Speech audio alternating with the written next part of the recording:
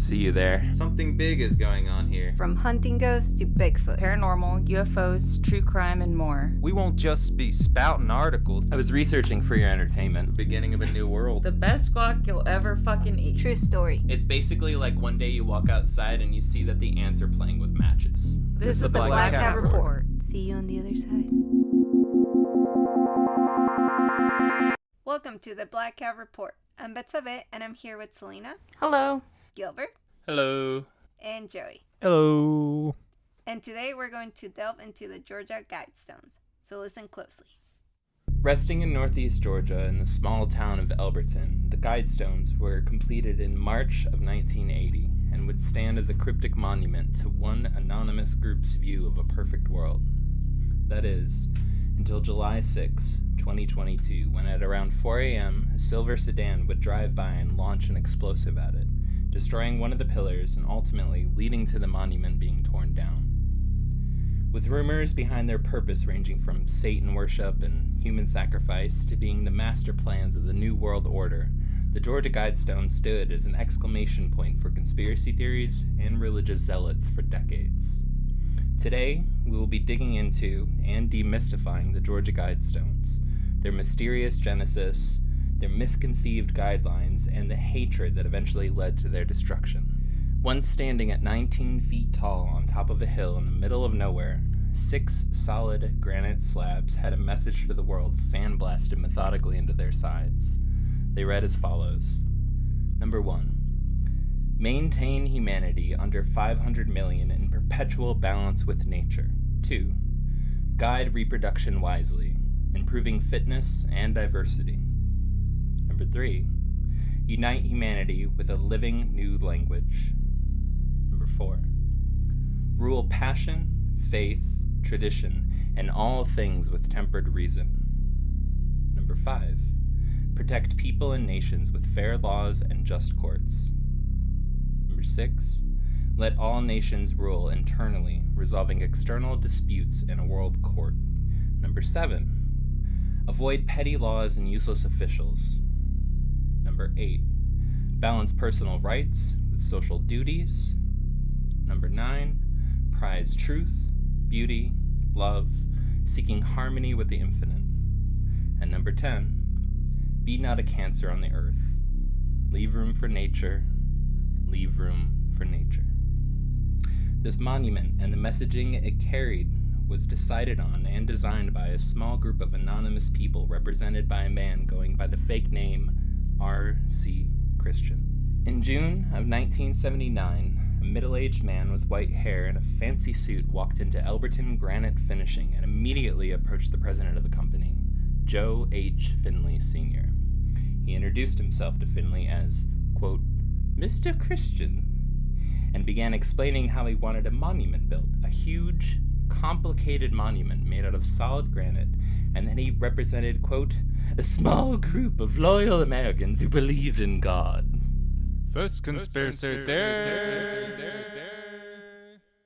And here we come for the first conspiracy theory we're going to talk about.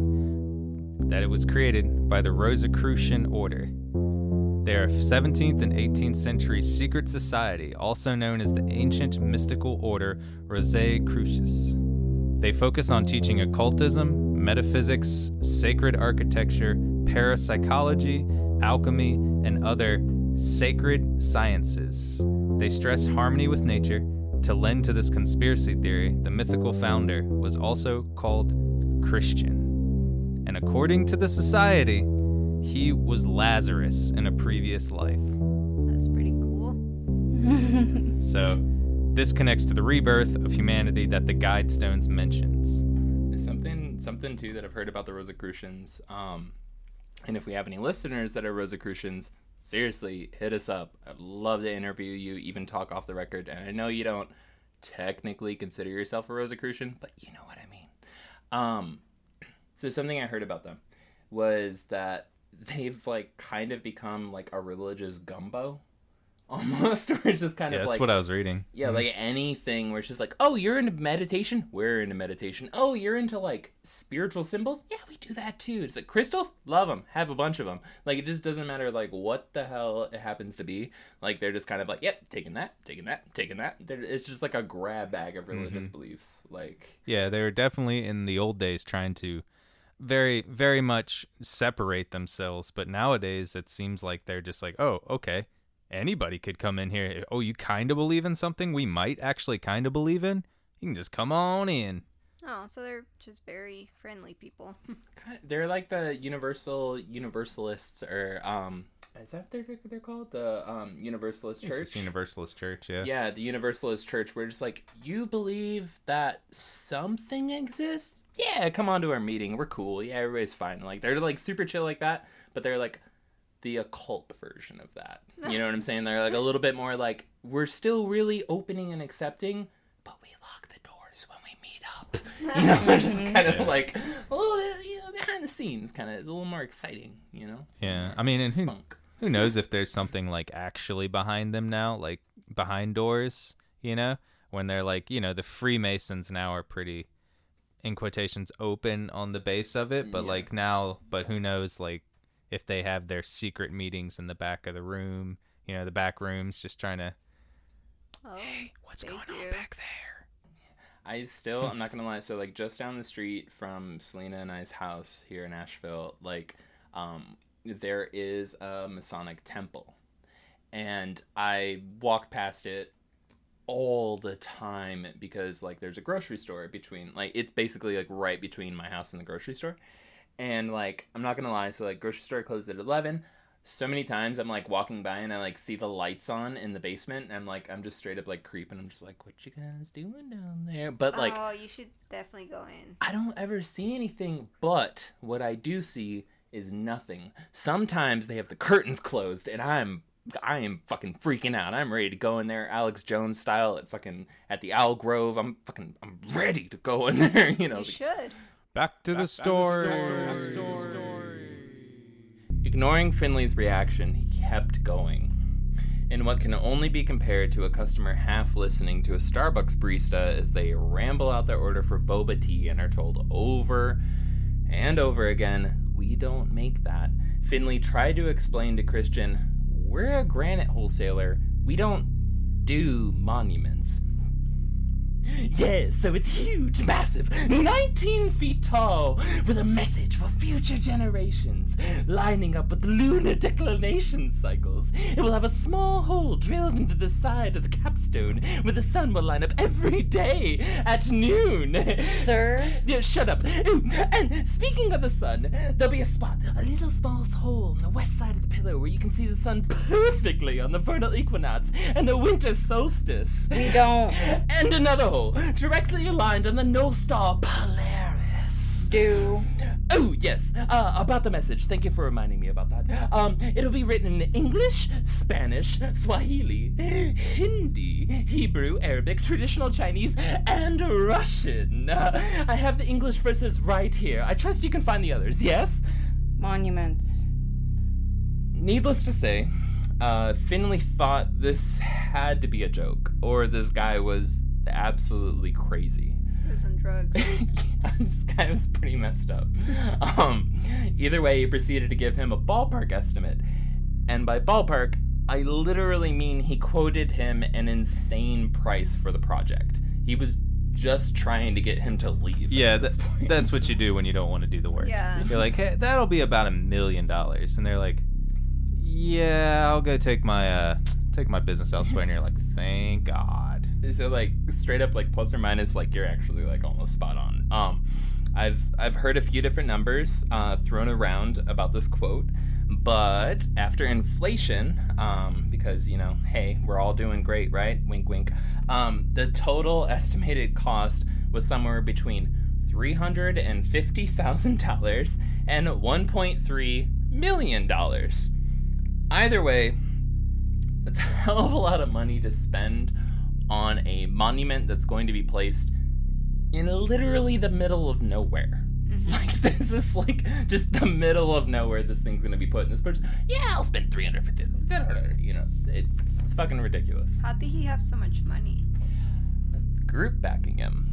Right, so it was him, and it was a secret group of dedicated Americans. You know, like, he had a group behind him, right? I don't know. Christian's response to this $350,000 to $1.3 million quote was, "Perfect, could you assist me by providing the address to the nearest bank?" Finley did. And as soon as Mr. Christian left, he phoned up his friend, Wyatt C. Martin, head of the Granite City Bank, letting him know this nut job was on his way over to talk to him. Within a half an hour, Christian was there. And he was explaining the whole idea to Mr. Martin all over again, all the holes, all that fun shit. And he was attempting to set up a way to transfer money so he could immediately put down a deposit on the project. So, like, this dude came in, like, dedicated, ready. He was like, oh, yeah, price, whatever. Yeah, it's fine, cool. There, where's the bank? You know, he just, like, ran over there and was, like, ready to go with it. I mean, you have to admire his dedication. Oh, no, straight up. Like, Yeah. This dude was dedicated. Yeah, he was prepared and everything, you know? Well, he was almost prepared. He didn't have like a whole suitcase full of cash rate, but I guess he didn't know the price yet. Yeah. He was, That's but why he went to a bank. yeah. And if you think about it, though, he's kind of acting like he's like an alien in a human body. Like he kind of knows about a bank, but he's like, "Where's the nearest bank?" Yeah. And I love that, like, the dude at the granite shop was just, like, straight up just like, yeah, here's the address. And then he's just like, yeah, so I got this nut job coming over there. I don't know if this is a joke that you and the boys are playing on me, but if it's not, he's gonna be asking you for some weird shit, okay? This might be the easiest job we ever had, might be the hardest job, doesn't matter, it's gonna be a lot of money. So, you wanna go ahead and just help him out? Really appreciate that if you're not screwing me over right now. Like, it's an awkward combo. And, like, they talked about at one point, they straight up tried, like, the quote was so ridiculous for the time, like, in comparison for what was being made and all the stuff behind it. Like, he just assumed he would just walk out. And, like, Christian, R.C. Christian, was just like, yep, that's fine. Yeah, cool, whatever. You're doing it. You're doing it for me. That's pretty awesome. So, it's awkward situation. Now, here's the catch. Mr. Christian revealed that it wasn't his real name. Surprise. No way. Right? It was a pseudonym, and he wanted to do everything anonymously. He didn't want anyone to ever know who was behind the monument, hoping that this would force people to focus on the message and not the messengers. Kind of a semi-noble cause concept. He's like, if nobody knows who built it, and it just has all these messages and stuff on it like that, people won't focus on me. They'll focus on the message. And so, like, that was his crazy point. Not realizing people throughout all of human history have been inquisitive and will obsess over this, like we are making a podcast about it know, right? right now. Okay. So after some back and forth with Mr. Martin, the president of the bank, they finally agreed that Mr. R.C. Christian would reveal his name only to Mr. Martin after he signed a non-disclosure agreement and swore to never reveal the strange man's true identity. Further, he had him agree to destroy any paperwork once the Guidestones were completed. So, like, very serious, like, I'm only going to tell you, and you got to sign this legally binding agreement, and then once we're done here, burn everything, right? So, once this was worked out and legally binding, Mr. Martin helped hide sources of payments coming into the bank with rich people wizardry, basically routing money through offshore accounts, right? Before long, the deposit was made, skilled granite and cement workers called into the mix, and the site was chosen. Second conspiracy theory. Well, that actually takes us into one of our other conspiracy theories. That it was Ted Turner who created these stones. Who's Ted Turner? Ted Turner was a media mogul in like the 80s, I guess. So he was a media mogul. He owned a bunch of sports franchises. He owned a lot of stuff. And he also started the Turner Foundation. The mission was to protect and restore the natural systems, air, land, and water, on which all life depends. Guidestones. One of the lines on the stone says, "Be not a cancer on the earth. Leave room for nature. Leave room for nature." This guy sounds like a real asshole. He's trying to defend like water and earth and shit. What is he, Captain Planet? It's funny because like when I read about it, it was the most inconspicuous or like not evil part for someone trying to actually start it, you know? And so this one is kind of substantiated, but when you look at the other stuff, it's kind of not, because, you know, he wasn't as much about that. He was more about the air and the earth. So like, basically there's just a bunch of photos of him online of him just being like, "I'm spending my Thanksgiving helping out families and children in hospice care, and on Christmas I like to spend all of my money I've made through interest rates." I picture him as Tiny Tom, but grown up. All of my money Tiny through Tim. interest rate, Tiny Tim. Thank you. All of my money that I've gained in interest, I like to buy Transformers and Batman and Barbie dolls, life size, for the kids in the hospital. And I really try to take care of them. You know, I'd like to get them good butter for the mashed potatoes in the hospital. And they're just like, "Fuck you, you're evil, you're trying to microchip us, you're trying to experiment with us, you give a fuck about me, even though you don't know who the fuck I am." And like, that's basically what happened to this Ted Turner guy. I'm assuming. Pretty much, yeah. And he just, you know, he walked into a granite shop one day and was like, "You know what? I'm going to make these stones." I got some shit to say. Yeah. That was basically his Twitter. Oh my God, it was his Twitter of the time. Georgia Guidestones were the original Twitter. You heard it here. Black Cat Report, hashtag Black Cat Report, hashtag follow us on Twitter, hashtag. Hashtag. All right. So, I mean, if you think about it, yes, because how else was he gonna? He had things to say, and how else are you gonna put it out there? Because yeah, back then they didn't have social media or the internet. You know? I mean, they had newspapers and televisions and radio. True. But a cow pasture in the middle of nowhere, that's fucking prime real estate. If Elon Musk was around then, swear to God, he would have bought it. What's funny is that the person who bought the land bought it for $5,000, which is crazy. That's not that much at all. I mean, but maybe at the time. The current valuation of what I've heard about this piece of land, this 5 acres, and look, we live in Asheville. Look up the price of rent for a 1-bedroom house in Asheville. You'll understand where we're at. I'm sure for a lot of folks, you're living somewhere where it's also a little bit ridiculous. Anyways, backtrack. The current price for the land where the Guidestones were at, because they just got destroyed a few weeks ago at the time of this recording, is only like $15,000 or $16,000 for 5 acres of land.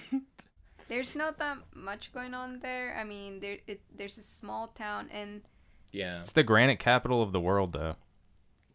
That's a big deal. Do you know how many tombstones, gravestones, things like that, all the things that make our podcast possible come from that place? It's very perfect. yeah. Tombstones? Tombstones. We use those for the podcast? No. But like ghosts and Paranormal stuff. You know, paranormal shit. You know what I'm saying? That's where later. That's where they film Vampire Diaries. Yeah. Because land was cheap. And so fast forward. On March 22nd, 1980, Congressman Doug Bernard stood in front of a large black tarp and made an awkward speech to a crowd of 200 to 400 people. It depends who you ask.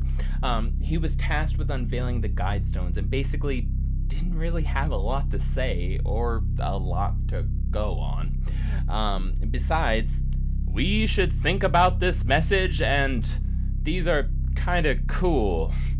That was basically the summary of what he said.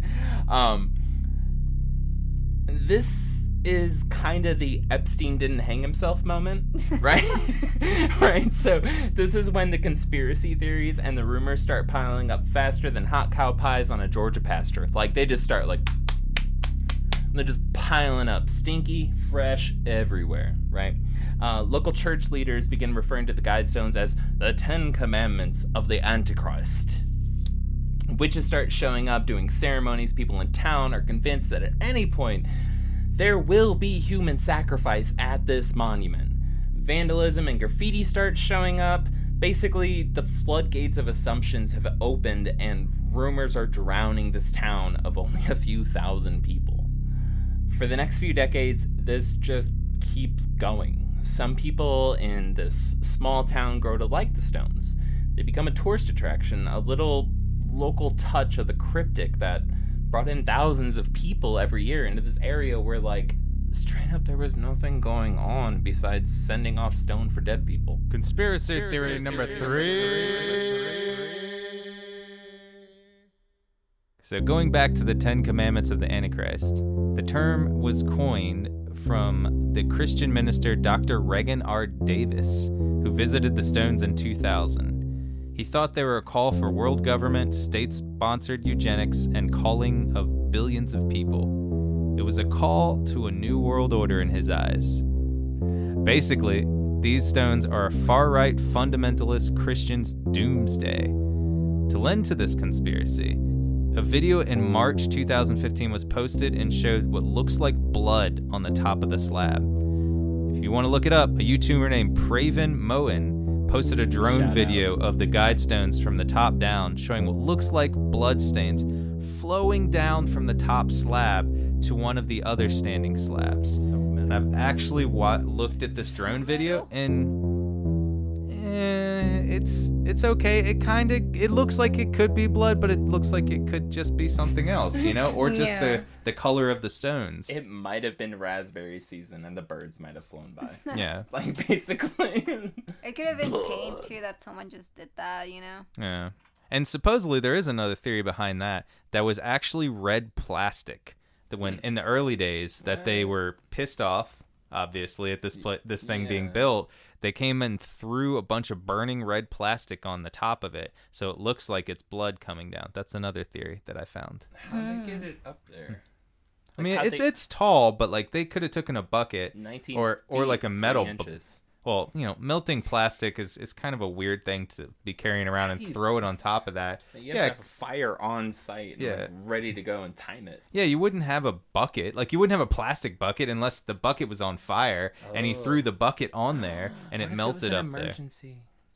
There. Oh, God. I hope they made it out okay. Yeah. I mean, I don't know. Like, these are just certain things people are talking about. It's a weird... The whole thing's a weird conspiracy anyways, but there's a billion conspiracies behind this thing. So conspiracies within conspiracies. Mm-hmm. To kind of back this up, and like I already said this in the beginning, so it's not a spoiler. Somebody literally suggested that the plane that smashed into the Pentagon was the same plane that smashed into the Georgia Guidestones. Also, it wasn't a plane that smashed into the Georgia Guidestones. These are like I said earlier on, they are an exclamation point in conspiracy theories. It's just like, and because the Georgia Guidestones. Like, it's just like anything you think of, like, vampires are taking over. Have you seen these Guidestones? Like, it doesn't matter what you're saying. Well, it's because they're guiding everything. That's true. And they're stones. People just hate basic 60% agreeable statements. If it's 60%, I think a lot of people disagree on which 60% that they agree on in that statement, though. I think that's the difference of the Guidestones there. There we go. It's like, because it starts off real strong, real creepy, real scary, real like, bro, shut the fuck up. Like, just like, you know, like, don't.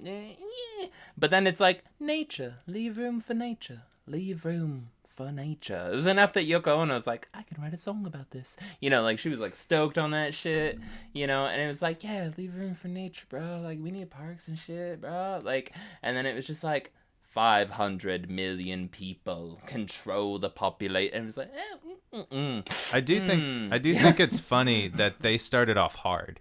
Yeah. You know, usually like if they didn't bury the lead. If there's a all. cult, usually they're like, oh, nature is beautiful. We have to keep it clean. We watch the Brady Bunch every night. We're a beautiful family. Come on in. And then as you're walking in the door and you see it, you're like, oh, those are human sacrifices right there. That's a lot of blood. They were just like outside of the house. There was blood everywhere, and they were like, they were sitting there waving at you all nice. Hello. These mugs are real, right? Yeah, they're real. These mugs, though, the one that I'm holding and drinking out of, it's real. So this is a human skull I'm drinking out of. Yeah, it is. Yeah. Oh, yeah. They were 5. what, a 5-year-old? What is that? Oh, this is just a half a pint. What are we doing here? He's like, yeah, so a little bit like that, but I appreciate the fact they didn't like bury it. Yeah, that was honest. It was pretty like straightforward, which I really appreciate. It just sounds like they really had a lot to say, and they were just sharing it with the world. They had a lot to say in every language. Yeah, I mean, that's pretty amazing. Every major language, not every like language, I said, every. Like I really admire the fact that they did their research when it came to translating to every language. They didn't do it. Oh, they didn't do it? No. They had to get the translations from the UN.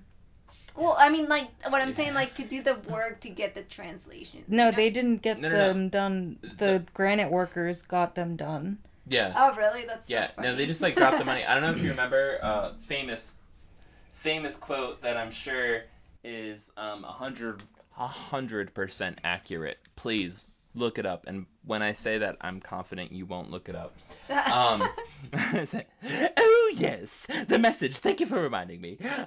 It'll be written in English, Spanish, Swahili, Hindi, Hebrew, Arabic, traditional Chinese, Russian. I have the English version right here. I trust you can find the others, yes? So, like, straight up, so, Mr. Finley, like, when this was all delivered, when this was all said and done, he didn't actually give Mr. Finley, like, the translations. He was just like, hey, this is what I want, and these are the languages that I want, and here's a bunch of money, goodbye. And he dipped out. He showed up a few times during construction. That part's not really important. There's a few, like, mystical moments where they're like, he just looked off into the distance and he was there. It's very boring. But they had to reach out to local universities. I think straight up, there was a Chinese kid in town. And I think the mayor was quoted as saying, he's like, we reached out to a young Chinese boy that lived in town. I'm pretty sure he was the only Chinese boy that lived in town.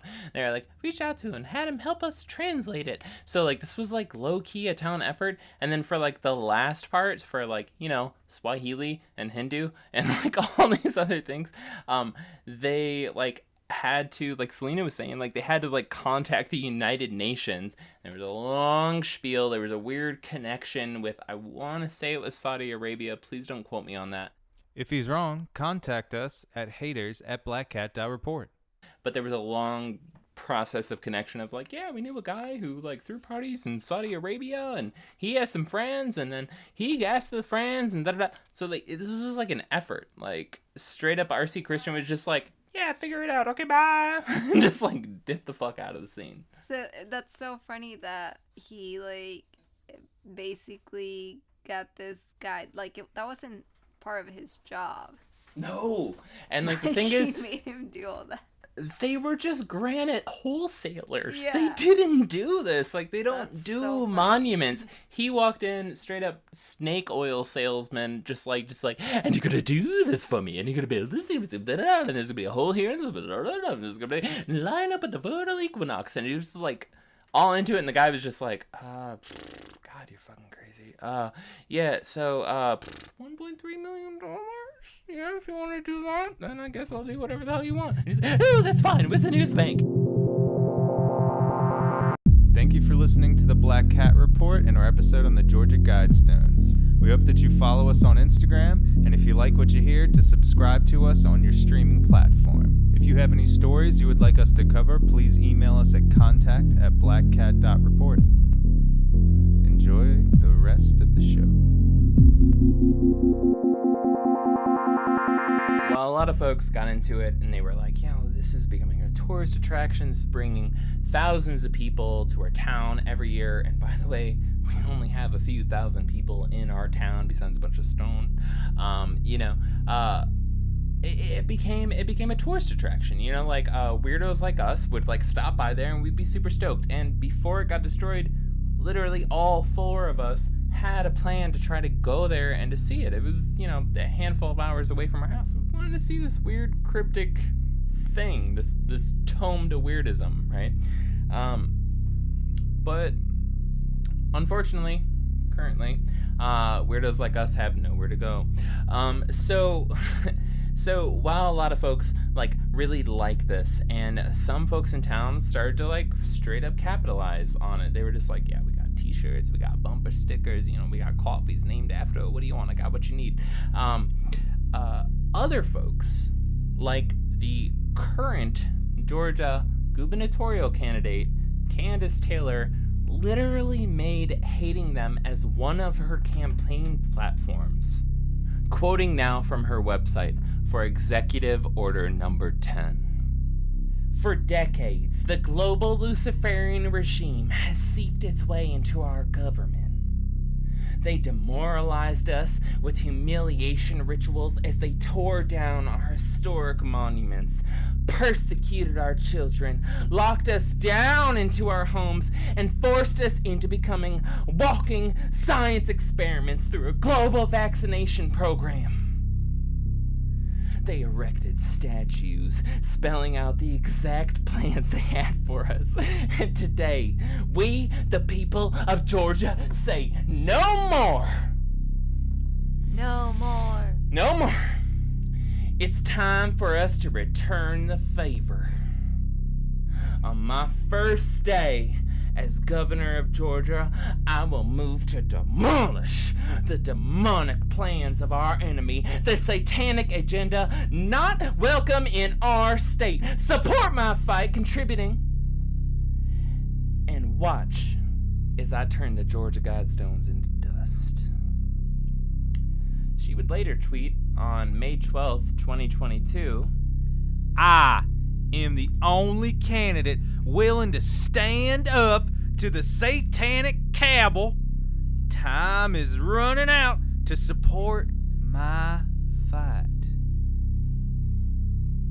The Georgia Guidestones must be demolished. Now, as stated earlier, the Georgia Guidestones would ultimately be bombed by who I would argue is likely a Christian extremist or an equivalent wingnut in that subgenre of human intelligence, and our candidate for Worst Candidate of the Year wasted no time to declare a terrorist act the work of God. Candace tweeted on July 6 at 10:37 a.m., 6 hours after this inanimate object in the middle of fucking nowhere was bombed, quote, God is God and all by himself. He can do anything he wants to do. That includes striking down Guidestones. But enough about Candace's crusade. Let's talk meaning behind the words. And more importantly, let's talk about the laziness behind some of the people covering them. It sucks for me to do this, but I'm literally going to have to shit talk some of the people, exactly like us, who have covered the Georgia Guidestones in the past. There has been so much folklore, there's been so much talk, there's been so much, I'm just going to say it, rational approach to what these 10 commandments mean. What do these 10 points mean? Are they reasonable? Are they calling for eugenics? Honestly, digging into this whole thing kind of pissed me off a little bit when I discovered this. So I'm going to call it the laziness that much of the coverage around the Guidestones has completely failed to mention. And by that, I mean R.C. Christian published a 135-page book where he breaks down his views and the meaning behind them. It's not a secret. Everybody's like, well, does he mean this? And if he's like this, does he mean that? And da-da-da-da-da. Well, we just don't know. And so the mystery of the Guidestones. No, it's not a mystery. He literally tells us shortly after the construction of these Guidestones, he literally releases a book. And he doesn't just release a book in private, release a book in secret. He proceeds to send it to every congressman, every representative, multiple different heads of state around the world, including, and this is, some people say this, some people don't, including everybody who showed up at the ceremony on the date that they were unveiled. This is not a secret. He straight up told everyone, right? So, Spoiler alert. His views are fucking terrible. This dude is in fact calling for eugenics, and in my opinion, it sounds really ironically a lot like he might be the writer for the most extremist right-wing candidates that are currently running for office, including our pal Cassandra Taylor, running for governor in Georgia. So instead of just saying it, let's hear a few quotes from R.C. Christian's book, Common Sense Renewed. Page 25. Chapter title, Guiding Human Reproduction. Quote, "The most important function of every species is the procreation of its successors.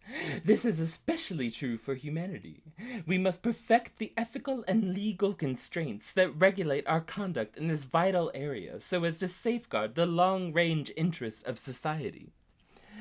Careless and purely self-centered actions by some must not be permitted to injure others.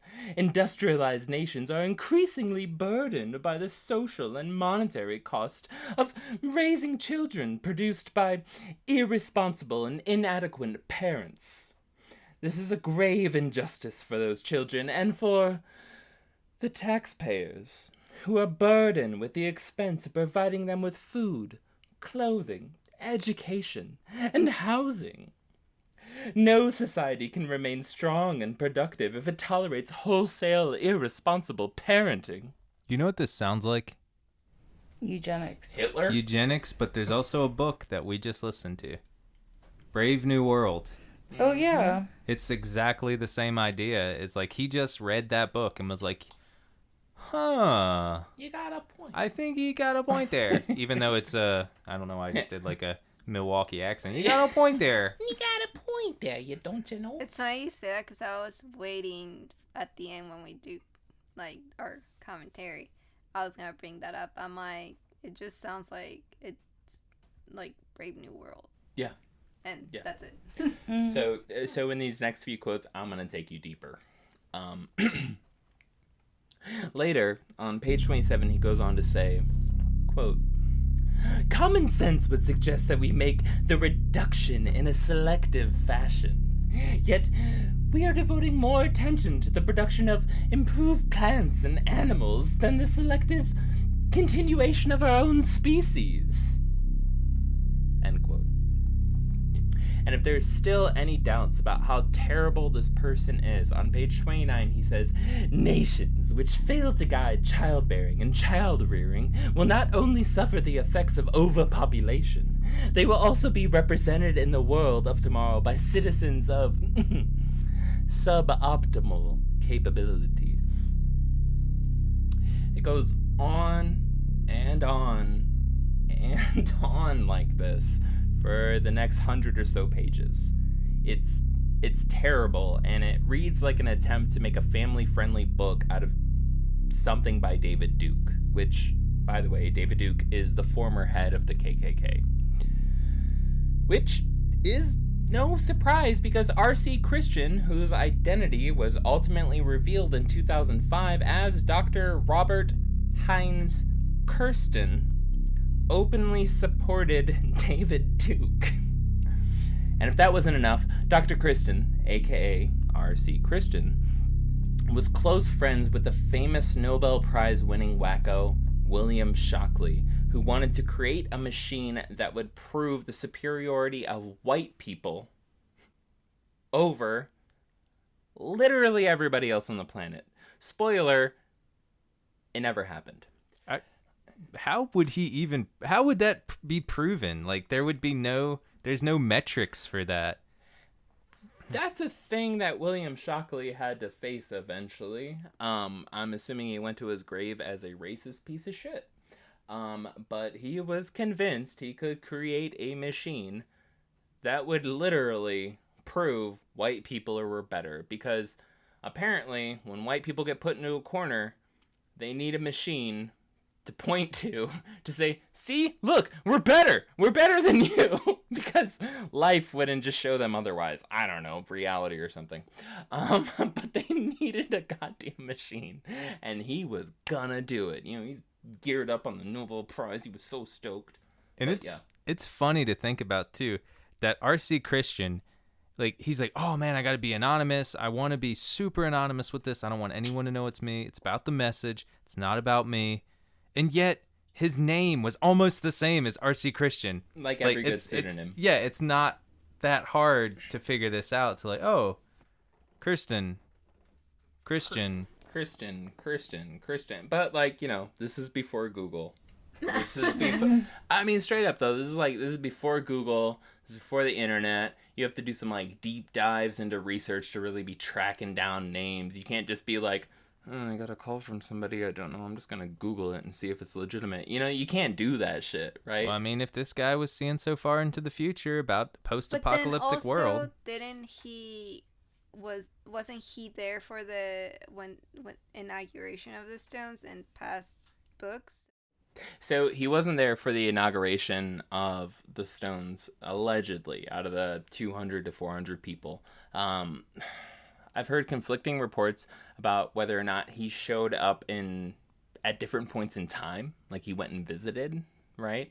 But like he really did make a solid effort to like stay anonymous. Like it would just be like April 13th, 1989. He showed up for 5 minutes with his grandchildren because he said he had to pee or something. Like it was just like some random stuff that like I gotta give the dude credit. Like he really did go all out to try to stay anonymous. But what about the book? The book was written, and that was part of the way that they hunted down his name in this documentary that I'm about to reference. The book was written and published under the pseudonym R.C. Christian, or Robert C. Christian, right?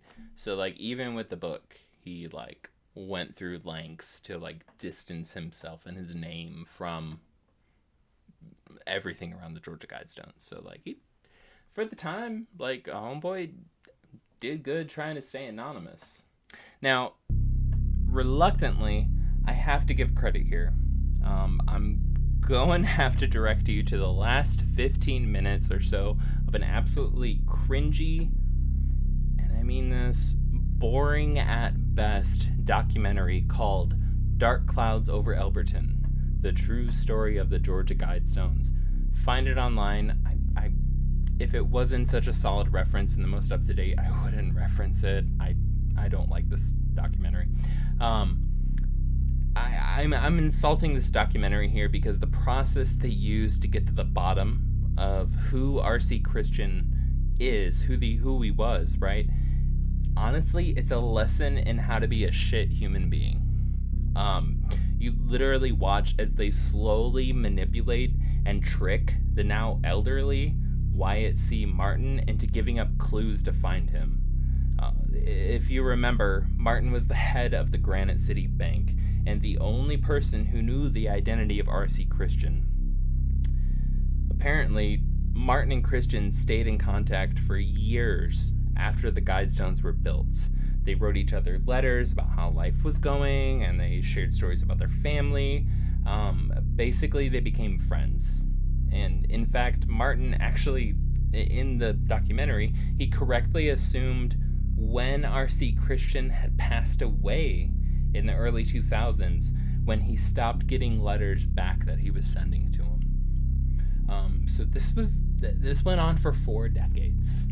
Like, him and the former president at this time of the bank, like, kept in contact. Like, they kept in touch and stuff. Like, yeah, they straight up, like, became friends, And, like, sure, he's a racist, eugenics-believing asshole, but, like, on the surface of his pseudonym, like, they kept in touch, and, like, became really close friends. And this former bank president, Wyatt C. Martin, like, like, he was close friends, and he really, seriously, in the documentary, you see develop over the, like, 2 hours of the documentary, you see he seriously identifies with, I'm going to keep this a secret to my grave. I'm going to do this for the rest of my life. I'm never going to reveal who he is. And, like, it's kind of, like, hardened by the fact that, like, they became close friends, right? Mm-hmm. Which makes the shitty detective work, and by shitty I mean shitty human being detective work of the people behind this documentary, like, that much worse. Documentary of the day. If you like terrible reporting and a truly, truly, truly boring documentary, please watch The Dark Clouds Over Elberton, the true story of the Georgia Guidestones. You'll regret it, and you surely won't remember it.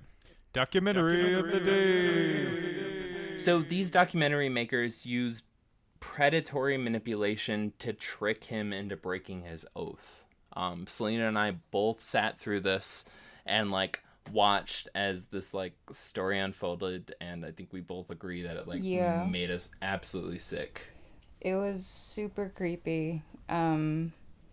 He went from saying that he thinks he might have some paperwork in his shed to them asking, well, can we take a look at the case? So disgusting.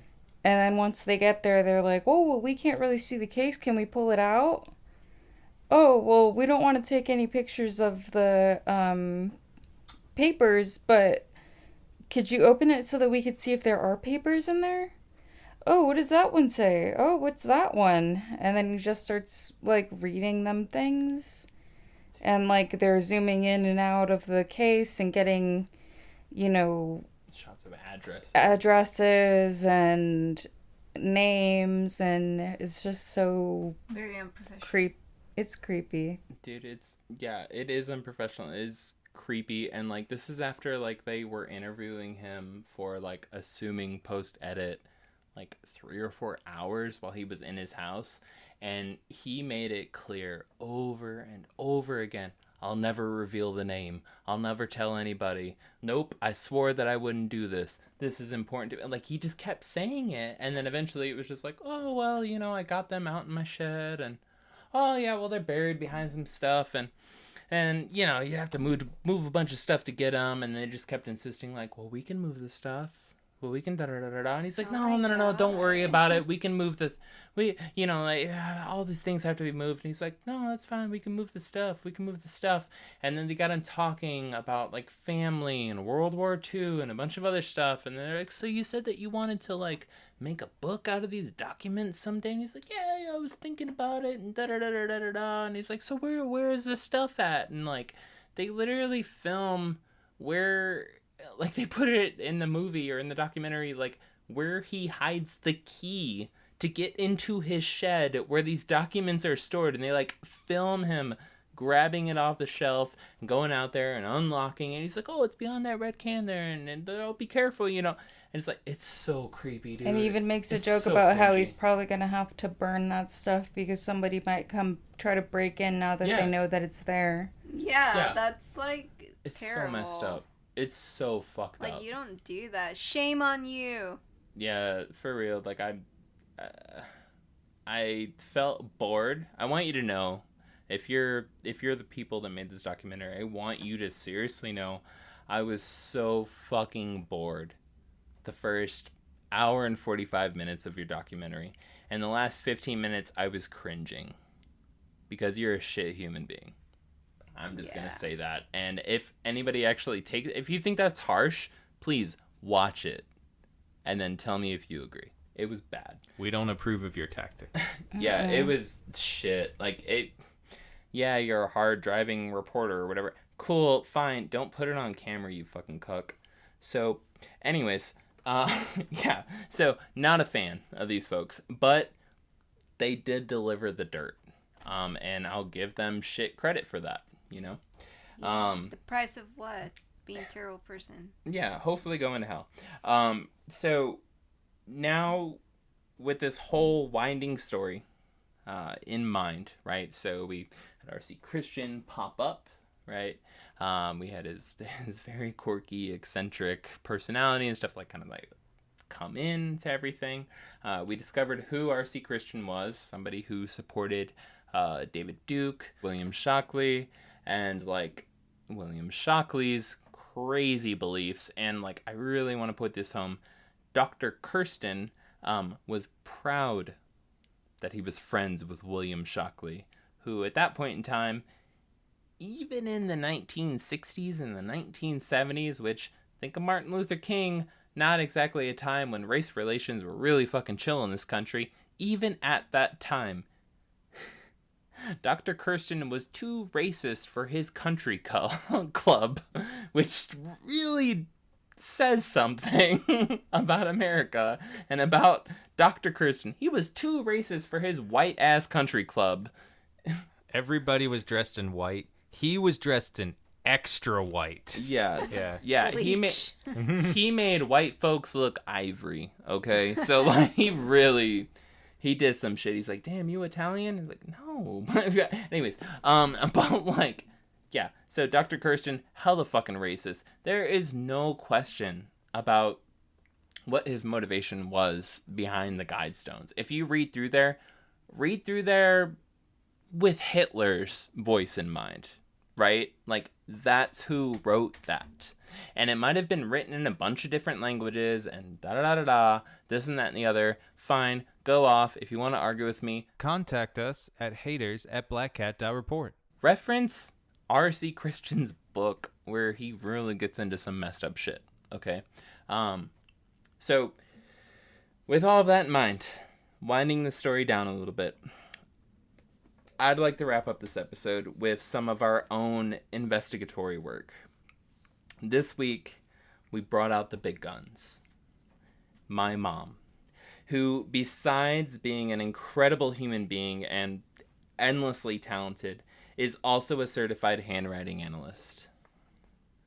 For those that don't know, handwriting analysis is the study of the characteristics of emotion and patterns that are shown in the way that we write.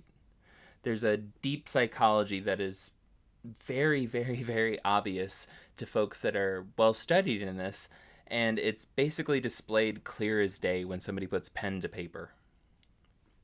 Now, as a disclaimer, I hadn't told my mom anything about this episode or my research into the Guidestones. All she knew was I was asking her to analyze the signature of a person. Before we bring her in, I wanted to let you know I will be making the photo of his signature the episode image so that you can look at and follow along with everything that she's saying, everything that she's analyzing, wherever you're listening to this podcast. So without further delay, here's the recording of her analysis. Okay, he talks about himself to other people, and he talks about other people. Because if you look at his number 6 on the 96, it's open slightly on the left. He's a little bit eccentric by the little swirly thing at the bottom of the F. And then, what's that? Oh, and when he talks about others, it's the 100, the last 0 is open at the top, which means he talks about himself. And then 6 was he talks about others. Then also he has another quirk in his writing. Robert, the T, the bottom part of the T where it curves up kind of, he has strange little, he's very creative, very articulate type of person. There's a distance between Robert and Christian, and a big difference. I mean, like separation, which means that he talks to his family, but he's not super close. Like, they do not control him. On the I, on Christian, the second I, the first I, he's in the present, just like what's going on right now. And the second I, he kind of takes his T and hooks it back. Now, on some of his letters, he has them hooked back or hooked different ways. Those are the type of individuals that if they give you a penny, they want something in return. They always will remember you owe them. That's the type of thing. And I see also on the eternity sign that's on the bottom, the zeros, that looks like zeros, he goes back and forth. Yeah, he's got a hook on that too. So I see at least 1, 2, and even the way he writes, like he writes schoolhouse writing, it's all pretty, it's legible, that type of thing.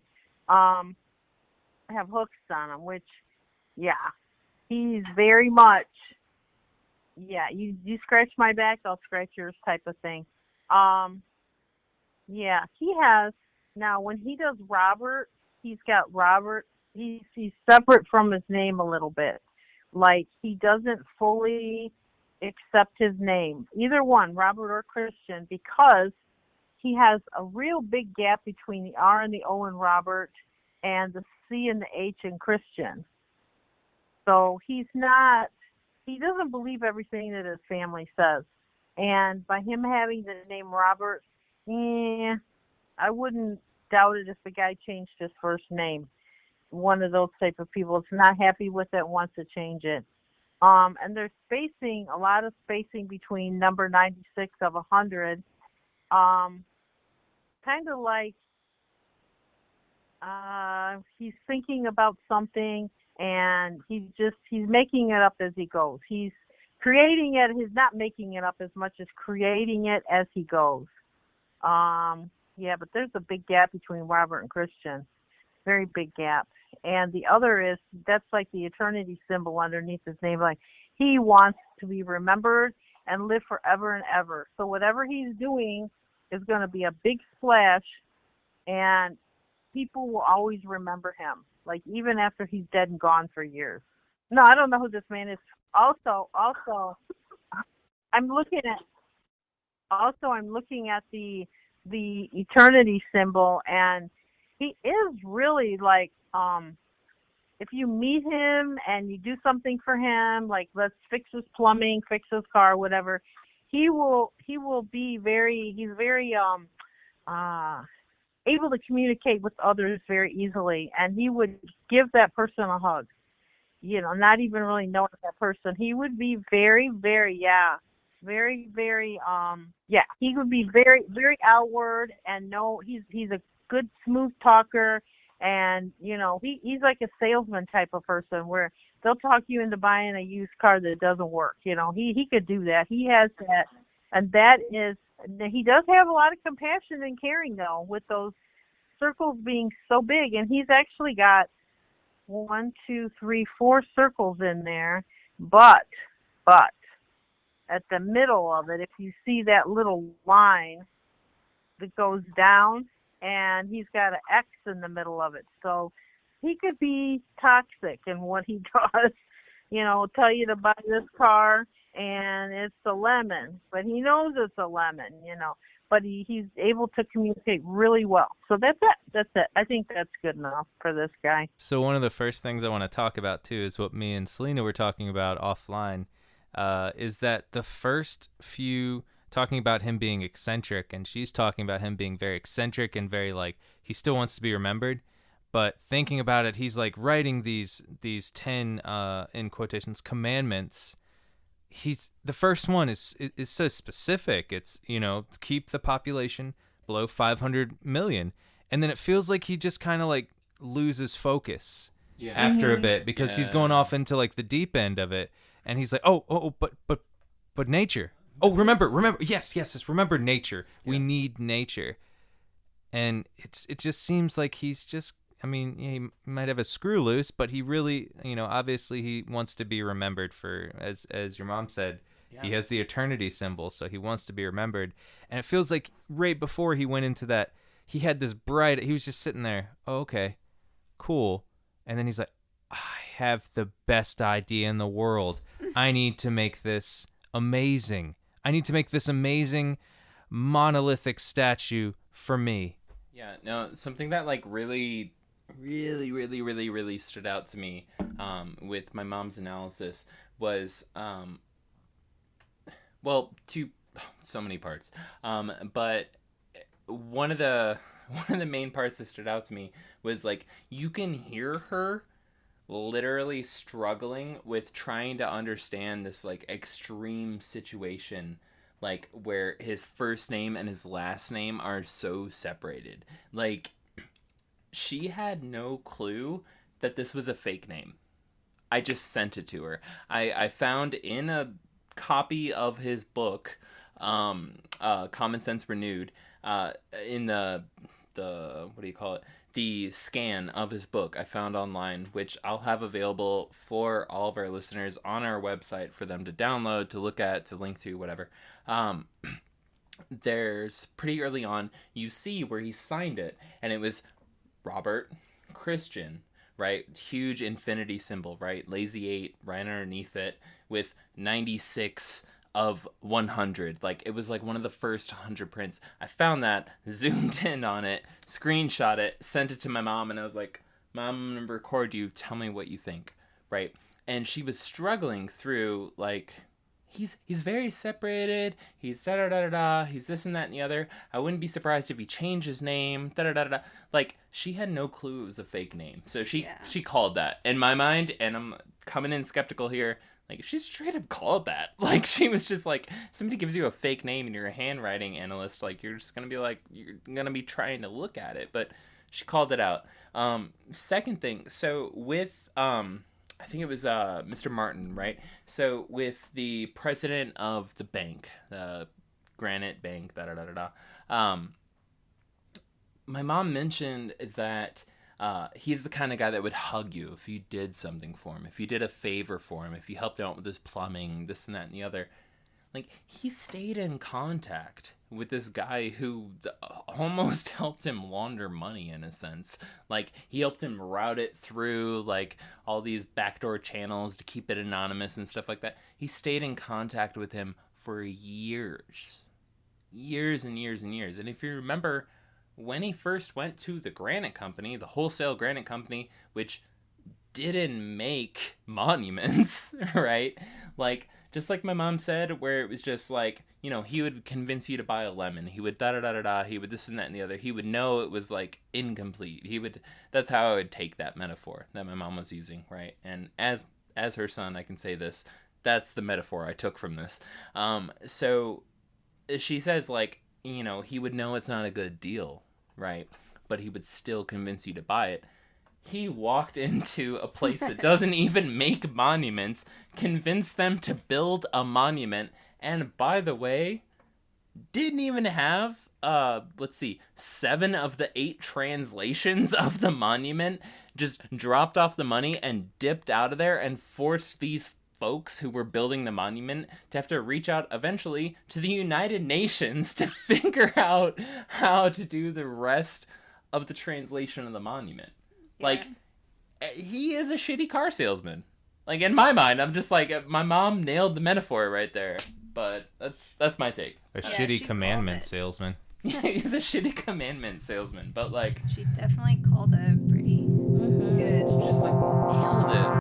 Thank you for listening to the Black Cat Report in this episode of the Georgia Guidestones. We hope that you'll like and subscribe on your streaming service, and also that you'll follow us on Instagram. Follow the phenomenon next week as we interview RKB Paranormal out of Dixon, Tennessee. And make sure to follow Binks' Home for Black Cats, a black cat rescue out of Asheville, North Carolina. And as always, we'll see you on the other side.